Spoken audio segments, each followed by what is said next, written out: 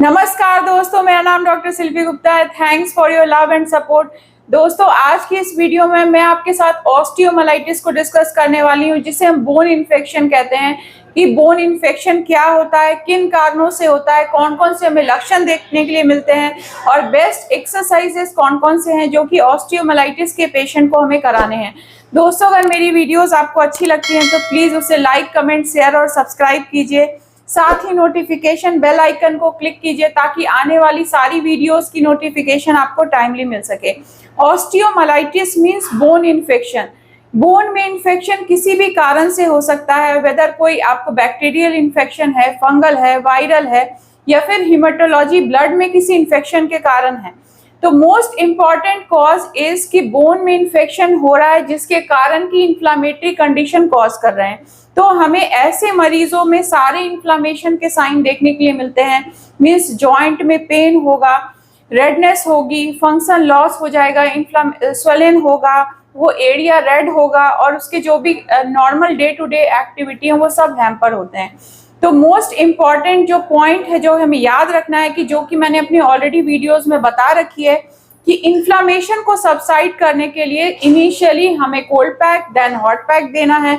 Inflammatory condition को subside करना है, देन हमें पेशेंट की रेंज ऑफ मोशन और डेली एक्टिविटी एक्सरसाइजेस को ट्रेन करना है। तो मोस्ट इंपॉर्टेंट पॉइंट इज कि जैसे कि मैंने आपको बताया कि इन्फेक्शन को क्योर करने के लिए हमें सबसे पहले कि आप किसी ऑर्थोपेडिशियन के पास या मेडिसिन के डॉक्टर के पास कंसल्ट करिए, आप प्रॉपर मेडिसिन स्टार्ट करिए, देन साथ में आप अपनी एक्सरसाइजेस को स्टार्ट कीजिए। क्योंकि जैसे कि मैंने आपको बताया कि ये इन्फ्लामेटरी कंडीशन है, ये डे टू डे जो बोन का जो स्ट्रक्चर है वो उसको डैमेज करती है, ऑस्टियोफाइट्स को डेवलप करती है, पस का कंडीशन कॉज करती है।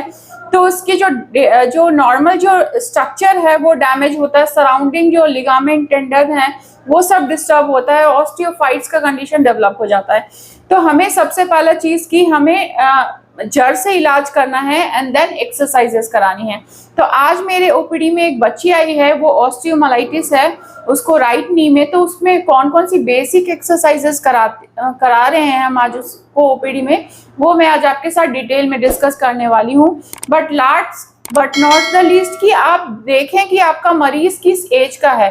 वेदर अगर आपका जो मरीज है वो बड़े उम्र के हैं तो आप उनको बहुत सारी क्वाड्रिसेप्स जैसे कि चेयर है उस पे आप स्ट्रेंथनिंग करा सकते हो, स्टैटिक क्वाड्रिसेप्स पे, या फिर आप जिम बॉल करा सकते हैं, या फिर आप उसको स्विमिंग के लिए बोल सकते हैं, योगा बोल सकते हैं, डे टू डे एक्सरसाइजेस बोल सकते हैं। लेकिन अगर मरीज आपका बच्चा है, छोटा है, देन सबसे पहला चीज कि आप उसको आइसोमेट्रिक एक्सरसाइजेस स्टार्ट करेंगे, रेंज ऑफ मोशन एक्सरसाइजेस करेंगे। उसके लिए आप थेराबैंड का यूज कर सकते हैं और नॉर्मल जो रेंज ऑफ मोशन एक्सरसाइजेस है उसको करा सकते हैं। नेक्स्ट वन इज स्ट्रेंथनिंग कराएंगे और उसकी डेली जो गेट ट्रेनिंग है उसको इम्प्रूव करेंगे। उसके लिए आप डिफरेंट क्यूब्स आते हैं, उसके ऊपर आप उसको प्रैक्टिस करा सकते हैं। स्टेयर क्लाइंबिंग, सीढ़ियों पे चढ़ना किस तरह से है, जिस अफेक्टेड लिम्ब में हमें पेन है उसमें नहीं, उसके अपोजिट लिम्ब में वेट को रखना है, अफेक्टेड लिम्ब पे कम पार्शियल वेट बेयरिंग देनी है।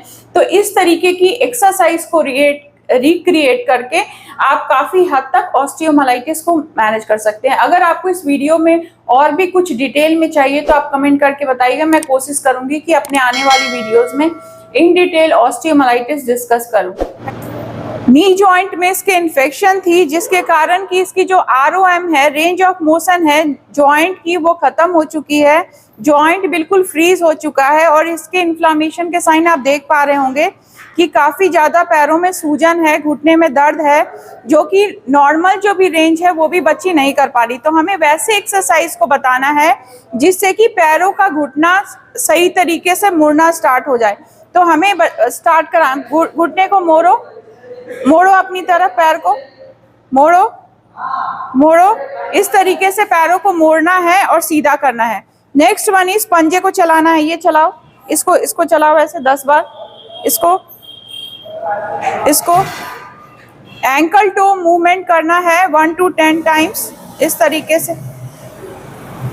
उसके बाद फिर उंगलियों को चलवाना है, पंजा चलाओ, उंगली चलाओ, चलो कोशिश करो, चलाओ, हाथ को धक्का दो, फिर से चलाओ, प्रेस करो, चलाओ, प्रेस करो, इस तरीके से पंजा चलवाना है, उंगली चलवानी है। नेक्स्ट वन इज कि आप कोई भी यहाँ पे सूती कपड़ा रख के इस तरीके से घुटने के बीच में इसको दबाने की कोशिश करना है। जैसे ये टिश्यू पेपर है, इस दोनों घुटने से इसको दबाओ, दबाओ, कुछ नहीं करना, अपने आप दबाओ, इसको घुटने से दबाओ, दबाओ।